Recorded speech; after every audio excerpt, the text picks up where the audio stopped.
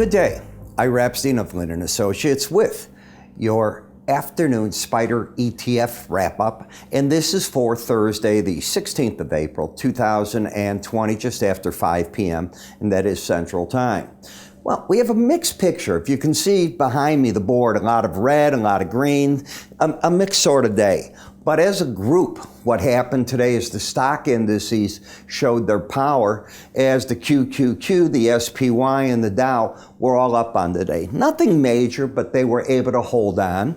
GLD gave up a little ground, and of course the oils, they're still under pressure. But let's go to the charts. If we come here and we look at the technology sector, the market, as you know, made a run towards that 62% correction level. As the market's been lifting, this would be your 50% level and your 38. This market is still trying to pop to the upside. It hasn't shown a sign of ending that.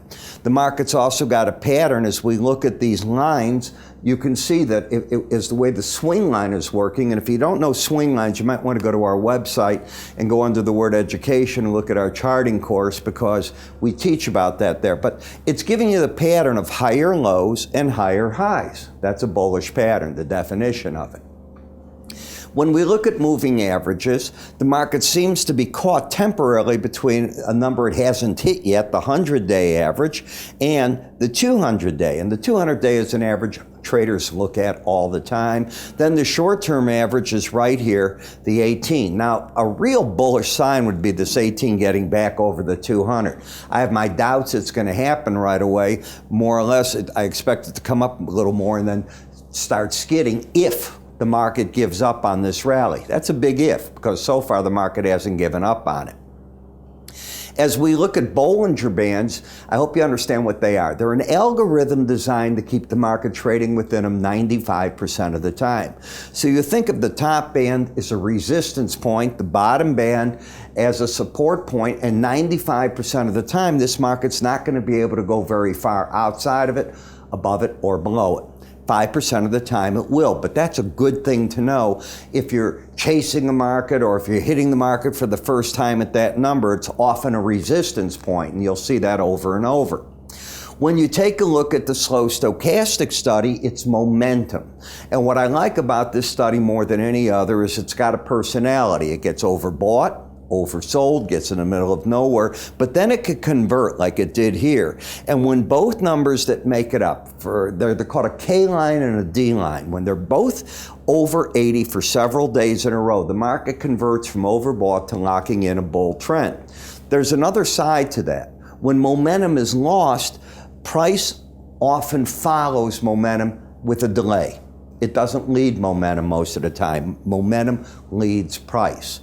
Obviously, in this crazy market, anything's possible, but I'm giving you what the norms are. And right now, momentum is saying, no, we're locked in, we're friendly, it's been coming up, we converted over, we're still on the comfort level of still higher areas.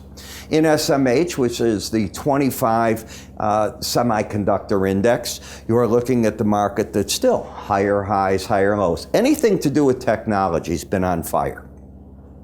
And that is being seen in these different tech stock indices with the embedded readings. And again, this is a market that's paying excellent attention to the 200-day average. When it hit the Bollinger Band, it stopped like it hit a brick wall. And it backed off, and that's that 200-day that's controlling it. Now, until you lose this embedded reading, I don't care what it does. That, to me, is going to rule the day. You haven't lost it, therefore I'm friendly. Here's a market that momentum's down and price is dropping. That's your industrial sector. Now the neutral number is the red line. Notice how the market, when it rallied to it, it was running into resistance. Well, I would think that when it falls to it, it's going to run into a little bit of support. But what you have here is the bias of the market's up since you're over that number, and the swing line is down and momentum's down. So you've got a market that's not all in sync with itself. In the energy sector, it's the same thing. You got up to this Bollinger Band, and looking back at it, don't you wish you had gotten out up there, because the market is down several dollars from that point. Momentum down, the swing line down, but the bias up. So again, that upper Bollinger Band contained that rally. When we step over to QQQ, now you're coming back for another test of the upper Bollinger Band. You have the embedded reading. My eye doesn't focus here. It focuses here. As long as that stays in place, that's ruling my attitude on the market. You have to have something that guides what you're doing. In futures, you're not looking at value. In spiders, ETFs, you're really not. You know, you do that with the individual stocks. This, you're looking at momentum and the play on it and where's it headed. At least that's my concept. When I look at the emerging markets, this market's bothersome to me. You know, you had your rally from this 18-day average. Now you came up and you're starting to drift away again. Momentum down, no trend in the market. Got a higher high and lower low. GLD, the market's trying to find a battleground here that it can do something with, and today's action plain out stunk in this market. What do I mean by that? If you take a look, you have an outside day down. That's not a very pretty day on this chart.